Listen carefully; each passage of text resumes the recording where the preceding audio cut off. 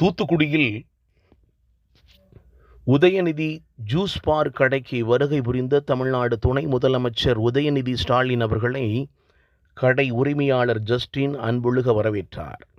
அதன் பின்னர் 5 ஏழை பெண்களுக்கு தையல் மிஷின்கள் 5 மிஷின்கள் வழங்கப்பட்டது. 3 சக்கர சைக்கிள் 2 மாற்றுத்திறனாளிகளுக்கு வழங்கப்பட்டது. இதை பார்த்து வியந்து மகிழ்ச்சி அடைந்தார் துணை முதலமைச்சர் உதயநிதி ஸ்டாலின். இந்த நிகழ்ச்சியில் அமைச்சர்கள் கீதா ஜீவன், அனிதா ராதாகிருஷ்ணன், திமுக இளைஞரணி துணை செயலாளர் தூத்துக்குடி ஜோயல், மேயர் ஜெகன் பெரியசாமி, எம்எல்ஏ சண்முகையா உட்பட பலர் கலந்து கொண்டனர். மேலும் பயனாளிகள் பெருமையோடு மகிழ்ச்சியோடு